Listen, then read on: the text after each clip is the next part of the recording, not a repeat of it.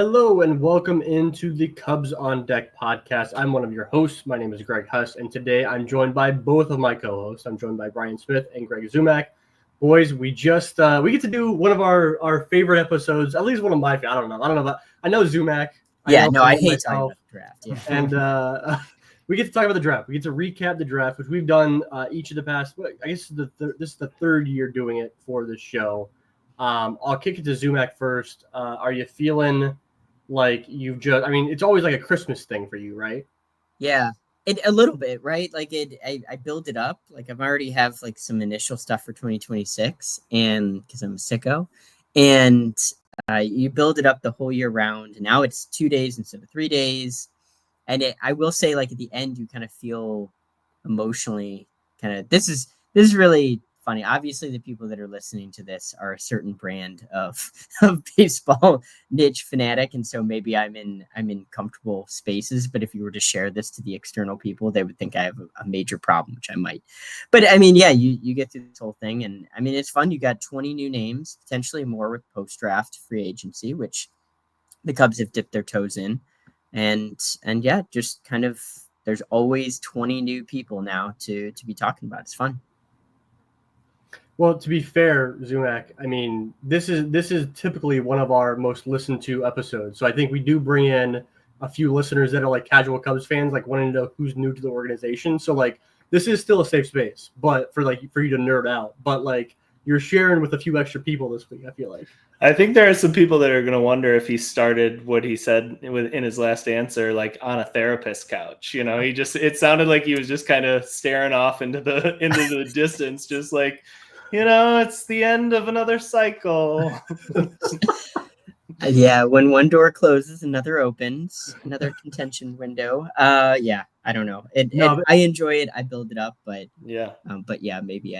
Maybe I internalize it a little bit. Well, I mean, it's fun. I mean, I posted on social media right before the draft started that like the draft is like you can't possibly hate the Cubs' first round pick. It was before the pick came in. And I said that not from a standpoint of like, well, partially because people love to hate on the first pick, no matter who it is, obviously, but partially because like the draft is supposed to represent something that is like optimism in its purest form. Like these guys have not played a single professional baseball game yet. You know, like they have not had any chance to showcase their talents in any way. And so it's just everything's so fresh, so new, and it's just excitement. Even if we can, which we will, talk about how confusing the draft class may be in certain ways, it's still super fun. So we have the structure of this episode. We're going to talk a little bit about the draft as a whole and the strategies that the Cubs kind of deployed in making their picks.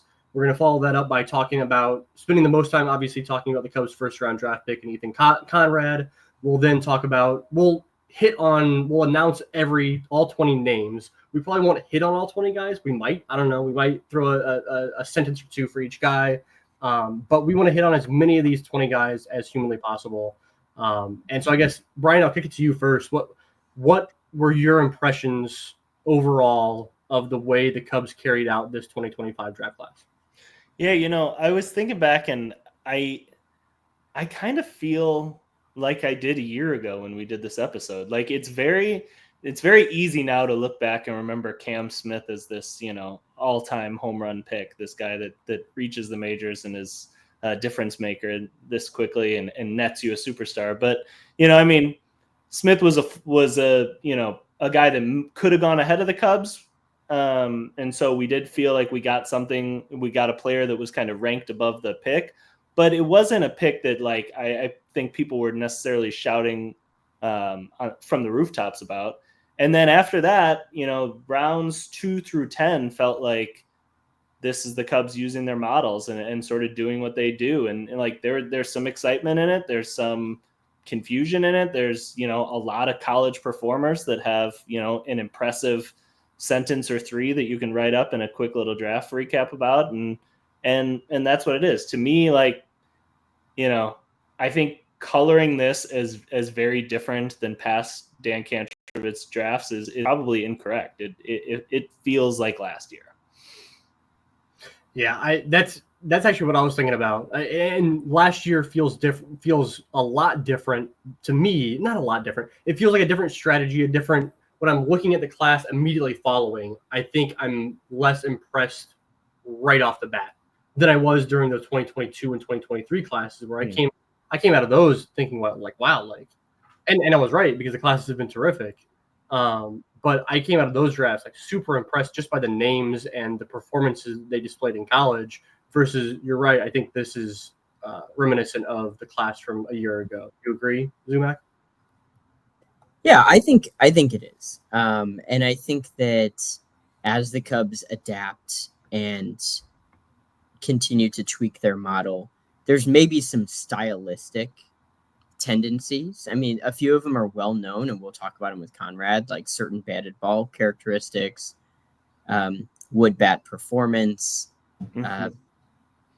But, there's also a couple things that not all organizations agree with. I think some organizations are moving away from things like tying age so much into a model and baking it in.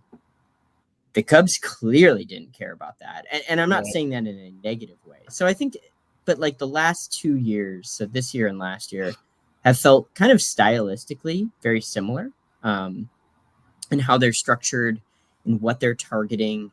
And, we've seen some good results on that. Guys that were drafted in 2024 that, were in like the 6th round, for instance, that now kind of pop with pro tutelage. And so, I imagine that's in many ways part of the Cubs game plan, right? Like everyone's got models, everyone's got exit. Like 27 teams incorporate data to a very high level. And at some point it's who can we outdevelop that is underappreciated for whatever characteristic that we don't negate as much as some other teams. I wonder if it also feels similar to last year, just in the sense that we're talking about a middle of the first round pick with no comp picks. It's just like a below average size bonus pool with a pick that you're not getting until the teens. Like that's fundamentally different than the year Cade Horton was drafted, and that changes. Those couple $1 million don't seem like much when you open the MLB.com page of bonus pools by team. But I think what I've learned from watching Dan in his time with the organization is those couple $1 million can change an entire philosophy. 3 big themes in my eyes, and 2 of them, or actually really all of them, remind me again of last year's class. It is drafting older guys. That was very clearly a theme this year. Guys with Cape Cod League success, and guys that have injury history, even immediate injury history in 2025. And all 3 of those things were areas that the Cubs seemed to address in last year's class as well. The age thing, maybe not quite as much. We saw it a little bit more with older guys on the position player side of things last year. And this year we're seeing it with a lot of the arms. We'll get into those a little bit as we move along. But like those, to me, those are the big 3 things that stand out when you're looking at the class of all 20 guys, or Cape Cod, injuries, older. And that's kind of how I view it. I think that's fair.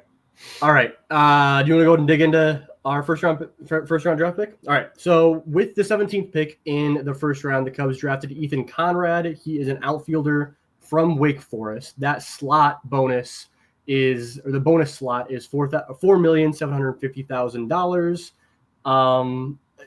Zumach, you were all over this one, man. Like you had this one nailed from a long time ago. He was your pick for the Cubs in your final mock draft that you put out the day before the draft actually happened. I'll let you go on and on about Ethan Conrad, because if anyone deserves it, it's you. Well, I appreciate it. Yeah, we don't need to go on and on per se. You don't need to open up that Pandora's box. But Ethan Conrad's a fun guy. So when the season ended and I was even messaging with some Cubs folks, they like to ask me sometimes, like, okay, so who's your guy? And I mentioned 2 people.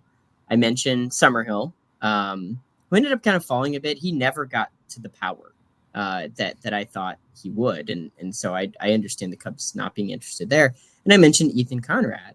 And so, I got to like, oh, yeah, that's great. And stuff like that. And, those are some good guys. And so, as the draft class kind of went on, it seemed like they were gravitating towards some pitchers and some high school shortstops. at different points in the cycle, you have different types of evaluators that are looking at them. And so like area scouts are looking at a few of these players and like they're popping, they're great. And so a lot of those guys are the ones that went around where the Cubs drafted. So it's understandable that those were the players that they're kind of gravitating towards. Early in the season, Ethan Conrad got hurt. And so we weren't seeing cross-checkers, director, assistant director kind of flying out to see him. Obviously, his season is done. And so it really was dependent on who saw him at the Wood Bat League, where medicals ultimately ended up, what cross-checkers thought last year, stuff like that.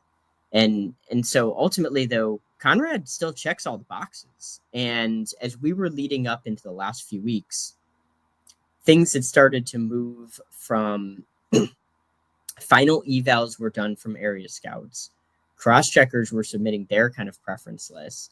And then ultimately, all these things were being baked into a model where, especially for the first round, Dan Kantrovitz and the assistant director, Scotty Munson, I mean, they run the draft. They do.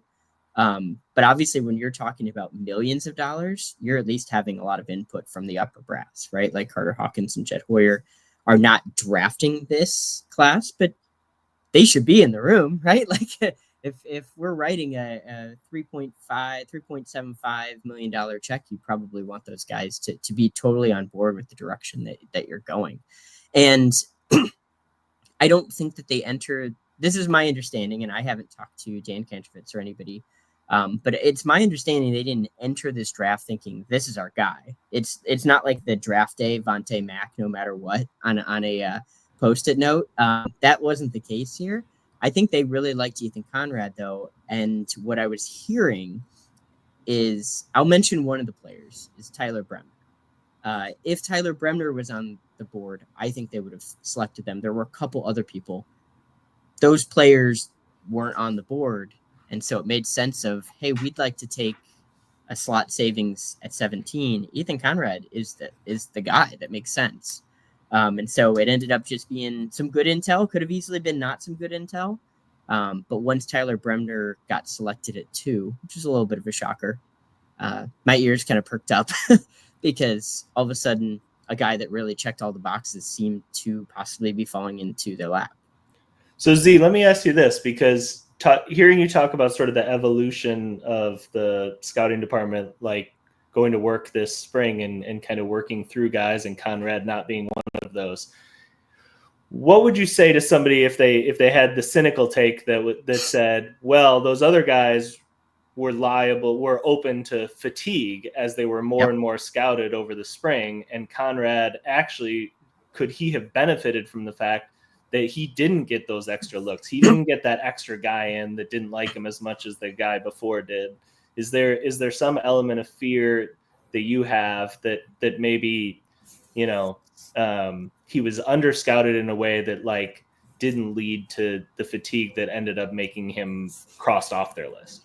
Yeah, not only is that, I wouldn't say a fear, but a very real aspect of as soon as it sounded like he was firmly within their realm of selections of a kind of a small pool. One of the first things I thought of is the fact that he didn't play long enough into the season to get into ACC conference play. And so it's very much yes, he was playing for Wake Forest, which is a premier program, but he was still and he was a transfer from Marist, still kind of a little bit better, but around the same caliber of the pitching staffs that he was facing in previous years. And so in many ways, it's not only has he not experienced the fatigue necessarily, both in a real and a figurative sense, right? Like scouting fatigue, but also the real fatigue. Not only has he not experienced that, but he also really, yes, he's playing in the ACC, but you worry how that's tuned up in a model. And I don't know, to be honest, but like I would imagine there's some kind of a factor for which kind of pitching staffs you're facing. Like SEC pitching is going to be very different than even like the Big Ten and et cetera, and down in ACC. So there's very real aspects of it. I think that there's aspects of we need to temper expectations here. Cubs fans watched the following two players, Matt Shaw and Cam Smith, go on what is not legendary, but pretty darn close runs immediately after being drafted. And that's one, not likely from a health standpoint, but two, just not a realistic expectation of Ethan Conrad anyway. And so I like his potential. I like what he does. I like the batted ball, and we'll get all to all that, but like there are some very real reasons why I believe Ethan Conrad will be an underslot selection versus you look at Matt Shaw and Cam Smith and it's like, no, that's full slot.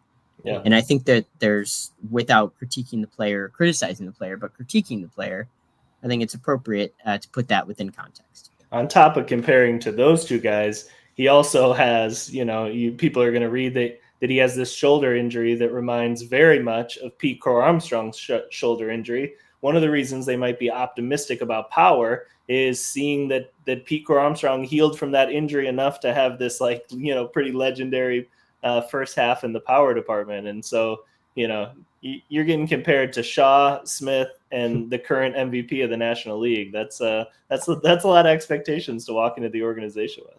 That's right. If he can just kind of settle right into the median outcome right. of all those, I think they'll be pretty happy. I thought it was really fun in Dan Kantrovitz's interview after the day one of the draft. And he was going on and on about the 5 tools that Ethan Conrad possesses, which he didn't necessarily need to do, right? I think that the Dan Kantrovitz is typically very even keel with a lot of his answers, and he still was with Ethan Conrad, but like to mention 5 tools in his response to somebody's question, I think it was it might have been to Jordan Bastian's question, was fun, right? And that he does have these five tools in the field. He is a center fielder right now, right? The defense is strong enough to stay there for now.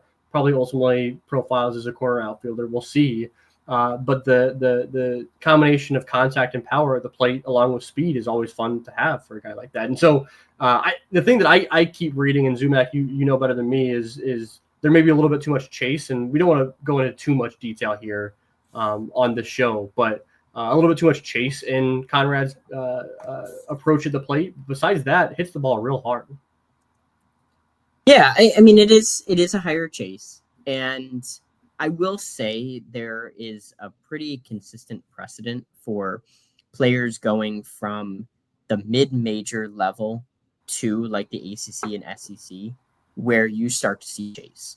Yeah. And the way that that's been explained to me is just pitchers are much better executing with off speeds or secondaries. And so hitters are just in a position where they have to be a little bit more defensive against more advanced pitching, not unlike what you would see in pro ball. And so, yeah, getting a hitter to really zone in and say, look, these are not even just within the strike zone, but like these are my attack zones. These are my in the zone, but like defensive type of swings. And kind of trying to keep them on the plane. And then this is my like, don't swing. It's like, it's the scene in Space Jam, like curveball, don't swing. And just getting hitters to do that. I will say that Shaw was also running a higher chase rate. I think it was 25% off the top of my head. And I feel like Smith's was about average. So it's also in the 20s. So it's not like there are some chase gods kind of a thing that we'll talk about within the batted ball data, where it's these guys with like 15-17% chase rate in college, and none of the three are that. Bryan, the question that by this point everyone that's listening is shouting at us about is generally where would you have Ethan Conrad ranked if you were to do an updated prospect list right now? I think Conrad and Kevin Alcantara are so fun to compare against each other, because if you think about it, both guys that play center field, but I think you can wonder as they age, is center field going to be the natural position? Both have sort of open questions where you see a bunch of raw power potential, but you don't know, how much is that going to play in game? And then, I think Conrad has a better hit tool. I think Kevin, is probably a little more of a, twitchy, physical type of guy that's going to, impact the game defensively a little higher than Conrad will. So there's that little difference. for me, that hit tool piece, like when I watched Conrad, I watched not a ton, 100, 150 swings over the last day. I do see a B swing that he has. And I think he can hit the ball in different parts of the zone. And I don't think he has an obvious hole in the way that Alcantara does. So I think that hit tool is a little better than Kevin's. And so for me, I would have Conrad 5 in the system, right ahead of Kevin Alcantara. I love that you went straight to that, because I was gonna say, where do you have Kevin Alcantara ranked? Because that's a good kind of starting point for ranking Ethan Conrad. In my mind, I agree with that completely. Zumach, you on the same page there? Yeah, I think that's pretty good. That's a really and that's kind of something that the Cubs have targeted in previous years, right? Like it's this person that is set for they will mark down as center field, or they'll mark down as a shortstop with Shaw, and then you feel like that's good, but they're probably like they might be this down the line, and you still feel like you've got a little bit of a defensive floor. So to compare to Kevin Alcantara is great. I think Ethan Conrad's the kind of guy that maybe I'm projecting here, a little bit steadier, maybe not these peaks and valleys, so to speak. Especially compared to Kevin Alcantara, I think the Rockies look flat compared to some of the absolute peaks and some of the valleys that Kevin will show. All right, so unless you guys have anything else, we can move on to the next kind of grouping of players here. So really quick, the natural question that a lot of people that maybe are more casual fans of the draft have been asking is, and this will lead into our next player here, is, okay, the Cubs took 2 outfielders back to back. That must mean they're trading multiple outfielders, usually Owen Casey and Kevin Alcantara. So or not signing Kyle Tucker. Or trading Ian Happ. Oh God. Different mentions on that. But so kicking it to both of you guys, what do you feel about that? I'll go. It doesn't mean anything to me, right? Like I drafting Ethan Conrad, and especially drafting the next guy, Kane Kepler, that we'll talk about here next. It has no impact on. If the Cubs were planning on trading Owen Casey in a week and a half, they were going to trade Owen Casey. They're going to trade Owen Casey in a week and a half, regardless if they drafted Ethan Conrad or anybody else in the first round of this draft. It's great that they have an outfielder to quote unquote replace in the farm system rankings of Owen Casey or Kevin Alcantara, whoever it might be. But the two things aren't related to one another, in my eyes, at least. Yeah, I don't think player development departments have the sort of, I don't even know the right word, like the ego to believe immediately that Ethan Conrad is now a major leaguer that puts pressure on, the guys in AAA and the guys in the majors. I think they have a healthy perspective that Conrad's chance of success is a percent, and a percent that the casual fan would probably find disappointing. And so the Cubs are pretty deliberate in how they work guys up the ladder, a little faster than they used to, but still, they like them to touch most of the stops. And so Conrad is not going to be in Iowa anytime soon. And, until he's in Iowa, I don't think he really impacts the plans at the major league level.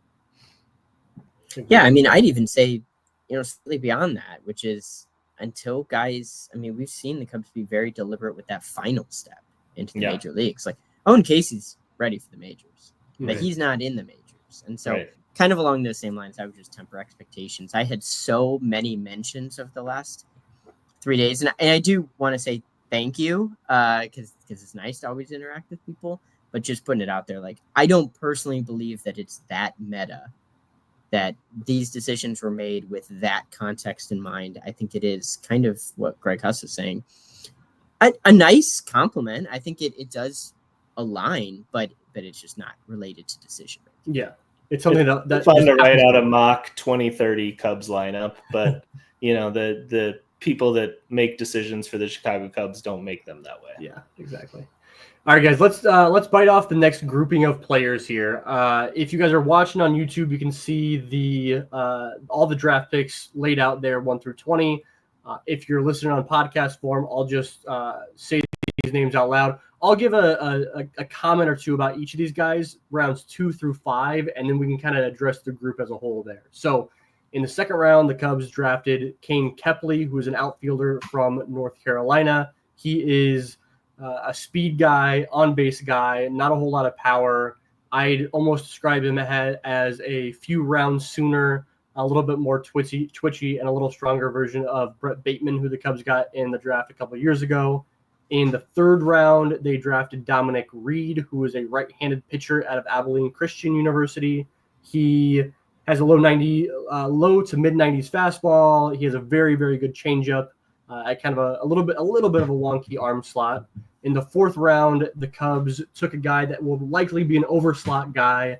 They got Caleb Wing, who is a right-handed pitcher out of Scotts Valley High School in California. He also has a low 90s fastball. Actually was focused on being a shortstop until fairly recently in high school. He's a Loyola Marymount commit. I know that Brian, you mentioned this too. I'll throw. It was the first thing I noticed as well is that there's a little bit of a Cohen Moreno-ish, but like that doesn't have to be a bad thing in Caleb Wing, I promise. And the last one we'll cover here right now in this section is the 5th round draft pick, who is Cade Snell, who is an outfielder from Alabama. Kind of a weird run for Cade Snell, who was actually a pitcher at Auburn his freshman year. Ended up redshirting. He transferred out, was a two-way player in community college where he actually won JUCO National Player of the Year.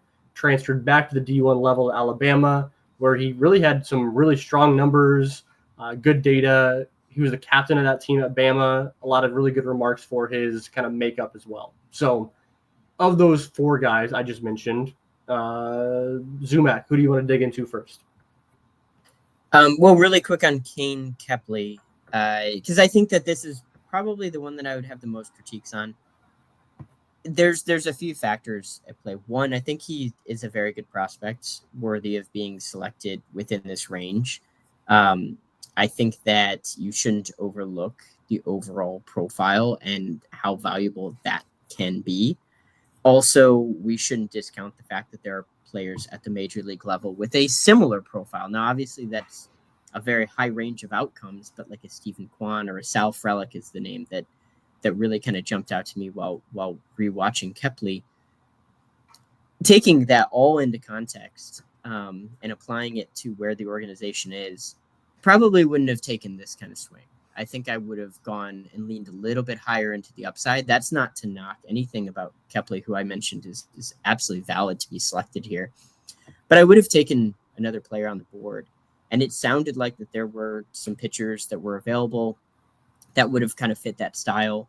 There were other individuals, other players and hitters that were selected a little bit later that still kind of fit some of that wood bat demographics, like Cape Cod League and stuff like that, again, not to knock Kane Kepley, I probably would have taken a different swing.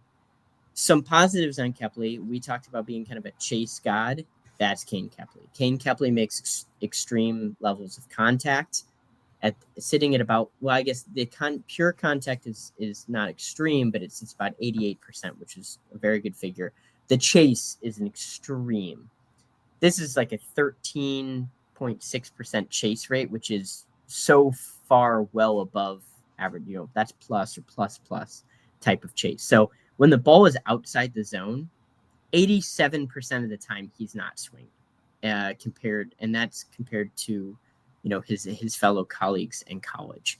So this is your ideal guy that when you're getting pitched around or you're getting really tough situations late game, you feel pretty good about him being up there and kind of making good contact, maybe driving the ball, power wise, not home runs, and not chasing. Yeah, no, with Kepley, I think that we're going to have a really fun time watching him. I think that I was careful to describe Brett Bateman is who I saw immediately, right? That's who you think of. But Brett Bateman was what, an 8th round draft pick, 9th round? He was an 8th round draft pick out of Minnesota. And when you're looking at Kane Kepley, like there's quite a bit more strength on Kane Kepley. He's also 5'8". He's a small guy in terms of height, but I think Brad posted a picture and he's like, oh, he's kind of a strong guy too. So like we don't need Kane Kepley to hit the ball out of the yard, but we do need him, like we say with a lot of these type of guys, they just can't roll over to second base on a daily basis. They have to show some gap-to-gap power, but he's going to be a fun watch for sure.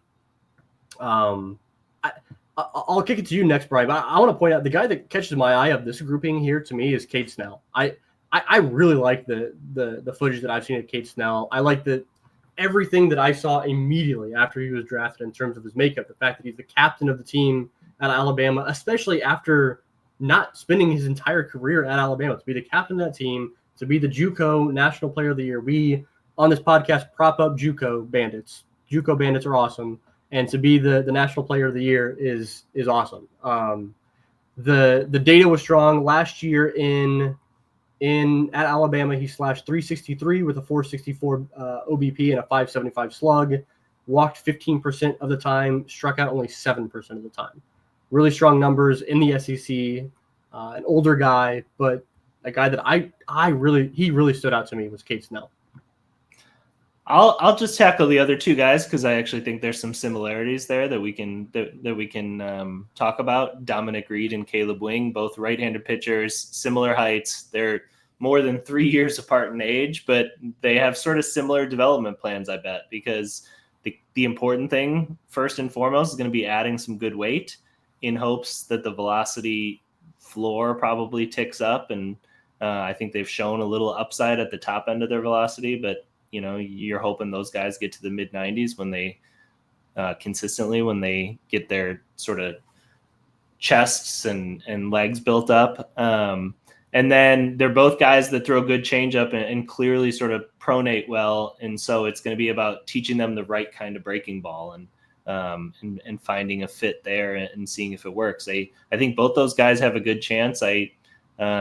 I saw a little bit of Bobby Miller and Dominic Reed that gave me some optimism about his chance of adding some velocity. And then Caleb Wing is just, he's a ball of clay. I mean, he doesn't look at all like a pitcher. There is nothing about the way that he fills out a uniform that says pitcher. And so there's some room to go there, but I bet the high performance staff is just like licking their chops, ready to get to work and turn that guy into a pitcher and see what they have then. So really quick on Wing, because I love that pick. That was the one that was the one that you were joking around the Discord because I was on the live stream with Just Baseball when I was getting like the messages on it, and they were really hoping that a couple teams in front of him weren't going to pick him. And that was like, oh, this guy is great. Like, this is, talk about a ball of clay. But you mentioned one thing that really stood out to me, and I want to highlight that one line, which he doesn't look like a pitcher. He just started pitching, based on my understanding, like last year. Yeah. So he is extremely new to this. So talk about a ball of clay. Like, this is a guy that hasn't really probably developed some motor preferences are probably still not locked in. What he's already showing you is amazing. I wonder if he's the kind of guy that can get to the side of the ball and behind the ball, really well. We'll kind of see, but that was an outstanding selection. I had people from outside the organization that were sending me messages saying, like, I saw this kid. He was incredible. I wanted us to take him. There were a couple agencies that happened to just see him that I don't think they're working with, or that he's working with, that said he was amazing. And a really quick note, want to give a huge shout out to Savor Metrics, Wes, who does some amazing work, the best work in tracking the Chicago Cubs draft. He has found a report from a news publication where Caleb Webb has already mentioned that he is planning to sign and fly out to Arizona very soon. So I just want to kind of note, like, it's all moving, it's all grooving. It's really straight exciting. To the weight room. I love it. I love it. All right, guys, let's go. Let's dig into round 6 through 10. I'll read through these guys a little bit. I probably won't give the snippets on these dudes. I'll just give the background on what they're about, and then we can dig into them a little bit here. Round 6 through 10. The sixth round draft pick was Josiah Hartshorn, I believe is how you pronounce it. He's a high school outfielder from Orange Lutheran High School in California. Then in the 7th round, they drafted Pierce Capola, who's a left-handed mountain of a man from Florida. On the mound, in the 8th round, they drafted Jake Knapp, who was a right-handed pitcher from North Carolina. The 9th round draft pick was Colton Book, a left-handed pitcher from St. Joseph's. And the 10th round pick was Justin Stransky, a catcher from Fresno State University. So, once again, Zumach, you want to lead off with a guy that stood out the most to you of this bunch here? As far as it has to be Hartshorn. I think we have to kind of separate. And I probably, when we were planning this, I probably should have said 2 through 6 because Hartshorn, there's so much of resources that are going to be poured into this. And this is a Texas A&M commit. This is a player who hits mostly from the left side, but he's actually a switch hitter. Let me say this. He is a potentially switch hitter and switch thrower. He's not really a pitcher. So he's got some ambidextrous qualities. What he will show you, especially from the left-hand side, is unbelievable. Joe Doyle made this comp, and then the second that he made this comp, it's like glass breaking. I can't stop seeing it. It's Kyle Schwarber. And Joe Doyle watches a lot of players. He's got 615 that he writes full evaluations on. He doesn't really throw out the Harold Reynolds comps. When he does, they stand out. And so getting comp to what Kyle Schwarber kind of looked like at a similar age bracket it stands out to me. It's immense raw power. A lot of development steps to go there. But this is definitely one that, let me put it this way, had the Cubs taken him at 56, I wouldn't have blinked an eye. It's why, Kyle Schwarber was like fat, like 3 years after the age that Josiah is now. Josiah, there's videos that you can find from 2024 when he's 17 years old, and he's like, it looks like you could put him on a lot of offensive lines, but like in a strong way, and actually like a tight end, really. It's an unbelievable build for a kid his age. I wonder, I'd be fascinated to know if they think that there's much more muscle that they can add onto that frame. Brad in our Discord compared him to Lance Berkman as well, and I can sort of see that frame a little bit. And he does sort of seem like an awkward mover in the way that Lance was, but you don't care about that. This is a power pick and a power pick only. High school home run derby finalist a year ago, which is super fun. Yeah. And one I will really quickly say, this is one that maybe they didn't keep as much of a secret as they thought they were, because Kylie McDaniel dropped him, very publicly the other day. And so that's definitely one that they clearly had their eyes set on him. That wasn't like a pivot selection of, oh, we didn't get this guy, so maybe we'll just take him. They very much had zeroed in, at least from what it looks like from the outside.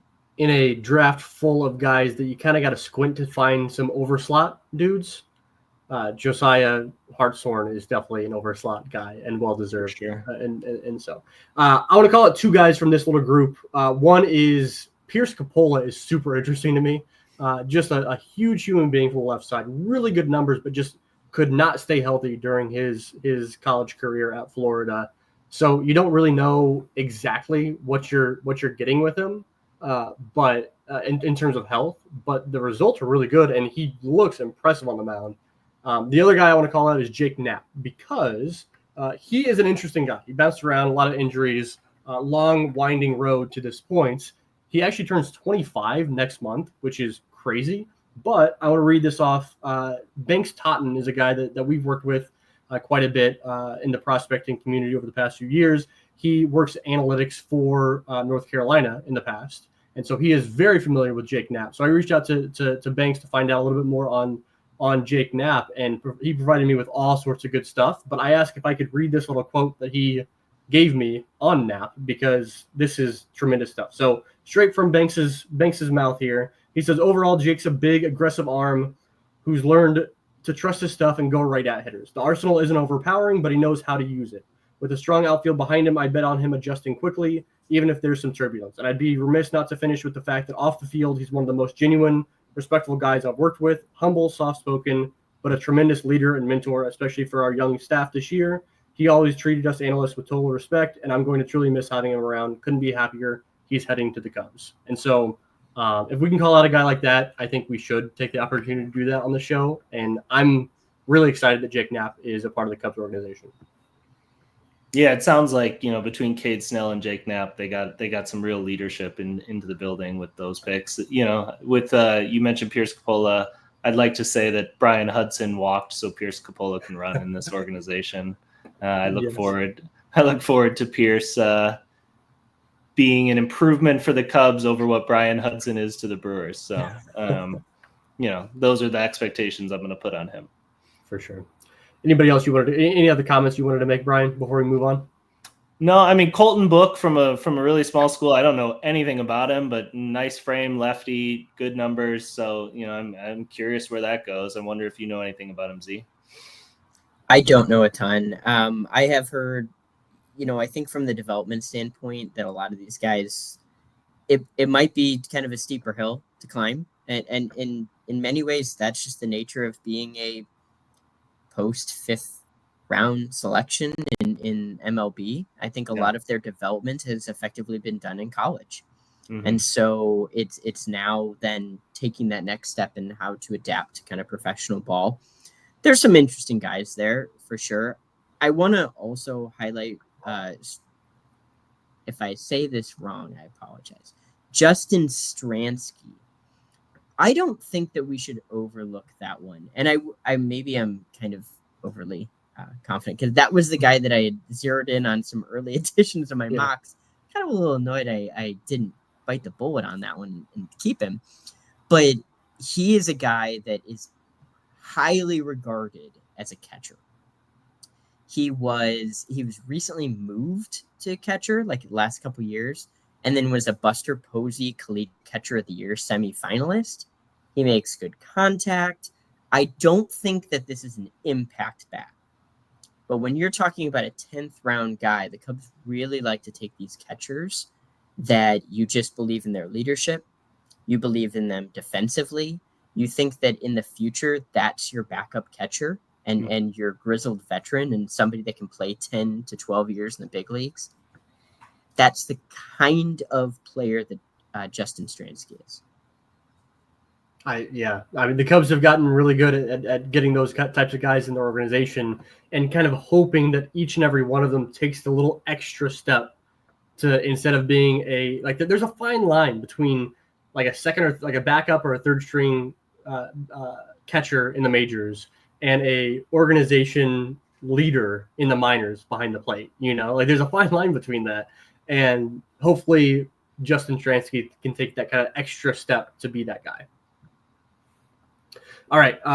Can I speed through these 11 through 20 names real quick, and then we can pick out a guy from that list that we particularly like? All right. In the 11th round, the Cubs drafted the 11 through 20. This is when we start to go crazy on college arms, as if we weren't already. So 11th rounder was Eli Jerzembeck, from right-handed pitcher from South Carolina. 12th round was Connor Spencer, a right-handed reliever from Ole Miss. Nate Williams was drafted in the 13th round out of Mississippi State. He is a right-handed pitcher as well. The 14th round is a familiar name, Kamen Franklin from Victory Christian High School in Oklahoma. He is Cole Franklin's younger brother, which is super fun. So he's been, if you follow Cole Franklin on social media, you are very familiar with Kamen Franklin. In the 15th round, the Cubs drafted Noah Edders, who is a right-handed pitcher from Troy, formerly of Bradley and formerly of Downers Grove, Illinois. In the 16th round, Riley Hunsaker was drafted, right-handed pitcher from Lamar. 17th round was Logan Petit, a catcher. We're familiar with that last name, different relation, I guess. Logan Petit, a catcher from Charlotte, previously from Vanderbilt. 18th rounder was Connor Knox, a right-handed pitcher from George Mason. 19th round was Caleb Barnett, a third baseman from Mountain Brook High School in Alabama. Zumach, I kind of want to get your thoughts on him. And then the 20th round was Freddie Rodriguez, a right-handed pitcher from Hawaii. So I'm sure that made for really good podcasting, but I want to give these guys a shout out on this episode. So Zumach, you want to lead off with Caleb Barnett, that high school draft pick, the huge guy, 6'5". Yeah. A lot of big time power in the 19th round. Yep. Alabama commit, built, huge. I don't want to speak out of turn. It's my understanding that he's likely going to Alabama.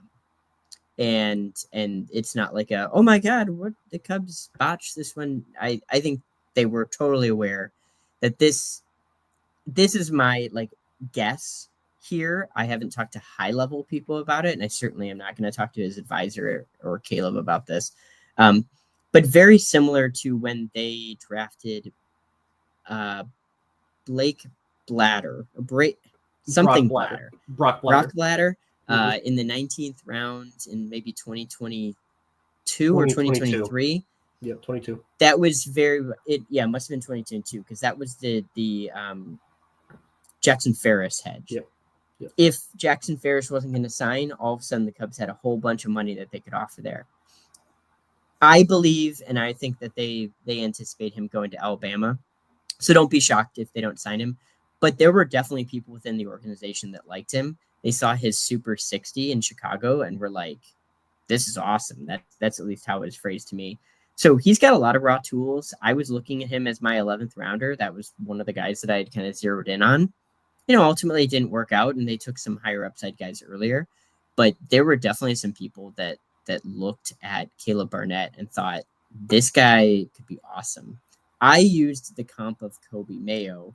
That's very aspirational, but it's that kind of idea of, hey, things aren't all clicking, but like the raw tools could be amazing. Bryan, who stands out to you from this list? Then I'll kick it back to you for a guy that they may stay in the organization, Zumach. But Bryan, what you got?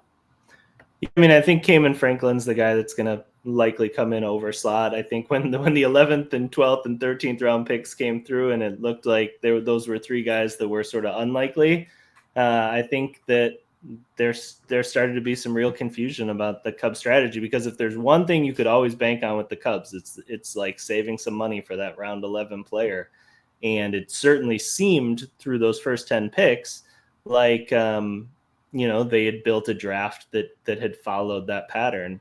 And when when it didn't happen, there was just a lot of confusion. And Franklin, I think, answered some of those concerns. I think he will be overslot. He, I believe, recently had Tommy John surgery, so he's out for a little bit, but that doesn't really matter. He's going to need to bulk up in a very similar way that his brother did successfully in the Cubs organization. And, Cole can certainly sort of walk him through the rehab process that the Cubs use and the weightlifting process they use in Arizona. And, Franklin's a good athlete, good basketball player. And I think that he'll be the kind of mound athlete that's fun to dream on. Kamen is going to hit the ground running as a high school draft pick in pro baseball in a way that most guys don't, because he has Cole in this organization, or has had Cole in this organization for however long, since was he a 19 pick, 2018 pick? So he's been in the organization for a long time. And so for him to have an older brother that can kind of guide him through the process of what it looks like to be not only a professional baseball player, but a Cubs professional baseball player is super unique and fun. And then not to mention his dad's an agent. He's been around, big league locker rooms. His uncle was a tenured Major League Baseball player. So, there's no sort of intimidation, I think, with that family walking into baseball rooms. And, I think that served Cole well along the way. And I'm sure it will Kamen too. I'm intrigued by. So I know that I was also expecting the 11th round draft pick to be the overslot high school guy.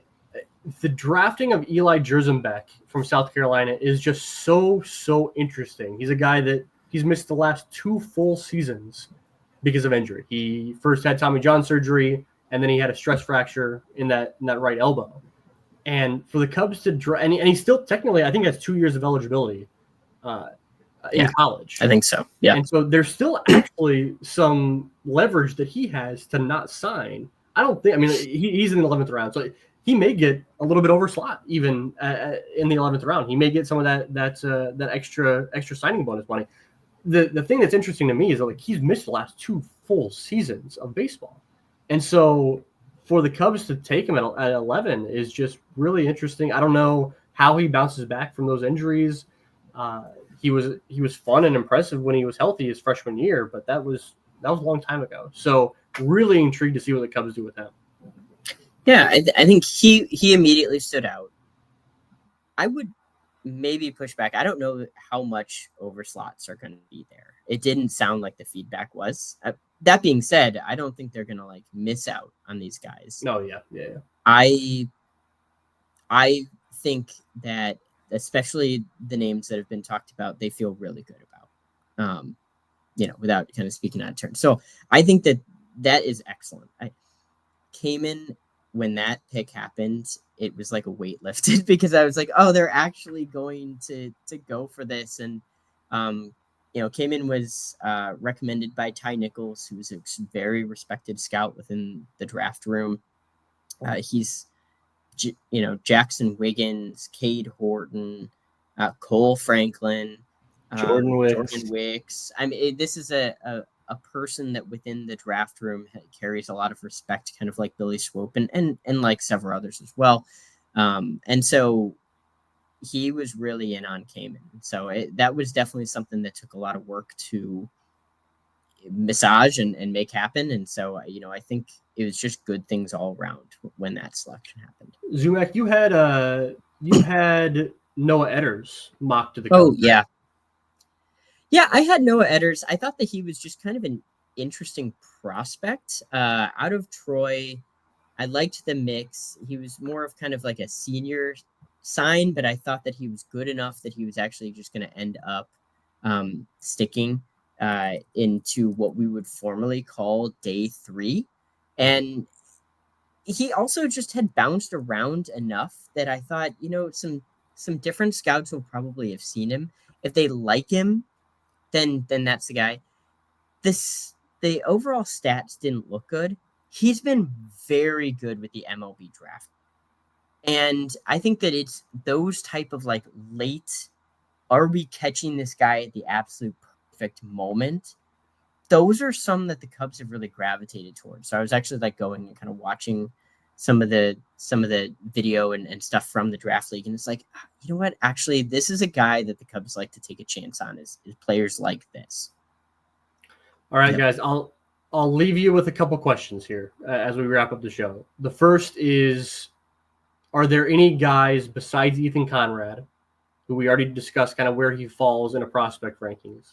Are there any other guys in this class that right off the bat, I know it's early and we're not committing to this, that you'd view as a top 30 prospect in the organization as they enter the organization now? I'll open it up to either one of you guys on that. Because I think for me, the answer is probably. I'll kick it to you first, Brian. Let me think about it. I think that there's two. I think that I would have Kepley in the top 30. I think Brett Bateman is a guy that kind of gets consideration towards the back end of my top 30s, and I think that Kepley, I think he's a better prospect than Bateman. I think, just how strong he is compared to Brett is a consideration that matters for me, and I think his chance at impacting the ball enough to have a playable slug, there's a better chance there. And then I think Caleb Wing I would have up there too. I think there's enough sort of to dream on that. When you get into I'm trying to think, like when you get into the 20s in this system right now, there's a lot of pitchers that really are sort of like dream projects, like a JP Wheat type is somebody who has like more present stuff than Caleb Wing has, but you're still like dreaming on it coming together. And so I think Wing fits in those type of conversations. I'll go before kicking it to you, Zumach. I'll go King Kepley as well as a top 30 prospect, likely. And then I think Josiah Hartshorn as well. I'll throw in as a patient top 30 prospect, because he'll probably be there for quite some time. It'll be a slow burn with Josiah Hartshorn. I'll go with those two for sure. Those are my picks. Zumach, who you got? I was trying to guess whether it was going to be like Pipeline or whether it was going to be ours, because I think once Pipeline gets a handle or gets a hold of some of those videos from Josiah Hartshorn, he's going to start finding his way into post-trade deadline top 30 lists really, really quickly. But no, I would echo a lot of what's said here. I don't think that there was any really big surprises. Kepley fits I think he fits with where the system is now. A couple of years ago, it probably wasn't. There was just a deeper system. But yeah, I think Kepley fits. Wing would be mine. I could see a case on Reed. Not every player development pitching person is going to be like super jazzed about the heavy, like maybe pronation level. But I will say that is somebody that I had external folks reach out to say, yeah, like he was really interesting. And there was some chatter that some pretty respected pitching infrastructure organizations were also kind of like in on him and not broadcasting it. So at some point, I think that you don't want to stray too close to the consensus, but if you have some really smart organizations that are also interested, I think that there's some credence to that. So Reed would be close, but I would have to say Kepley, Wing, that's probably close for me. Zumach, and both guys, Zumach, outside of the Cubs' first round pick of Ethan Conrad, who was your favorite selection and I'll let you define, both of you guys define favorite in whatever way you want, but who was your favorite selection from this draft class? So I'm going to split it into two really quick. So the bonus pool round and the non-bonus pool round. Really quick, the bonus pool round, because we talked about him, Wing. Loved it. Immediately happened. Jazzed. Awesome. We talked about it.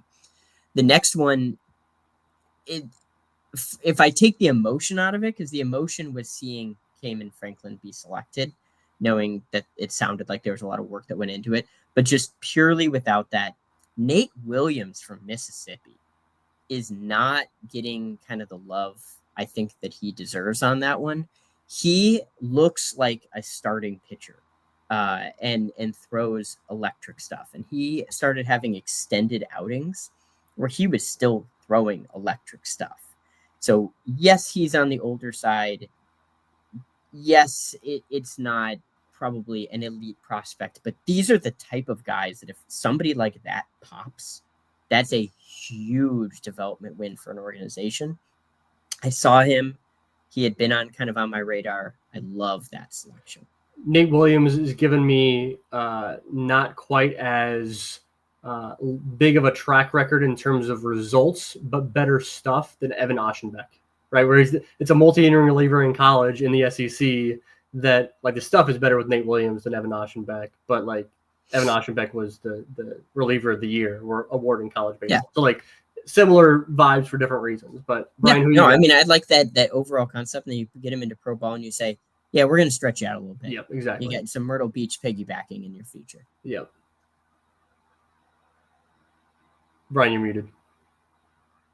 I think my favorite is Josiah Hartshorn. I think he's not super similar to anyone that the Cubs have drafted in a while in terms of profile. You know, he's a high school guy that doesn't have a lot of like, you know, we're not going to say like go spend a year in Arizona, like building strength, like with Eli Lovich, who's, you know, they probably have somewhat similar sort of dream profiles, but Josiah is further along in the process of getting his body ready to hit for that power. And just watching how they develop him, I think there's, you know, going to be some swing and miss there, and managing that and coaching him. He's clearly somebody that loves baseball the way that he taught himself to throw right-handed, you know, taught himself a couple times, it sounds like, to switch hit. Sounds like a baseball rat, gym rat, and he's going to be a really fun one to follow, I bet. I've got two guys. Josiah Hartshorn is one of my picks. The switch throw, teaching himself to throw righty when he's a natural lefty is wild to me. In addition to all of the insane power and how strong he is and all that good stuff, it's just like the quirkiness that really stands out to me for Hartshorn. And then I really dig Cade Snell, man. I like it. I don't know if we're talking about a major league starting caliber outfielder, but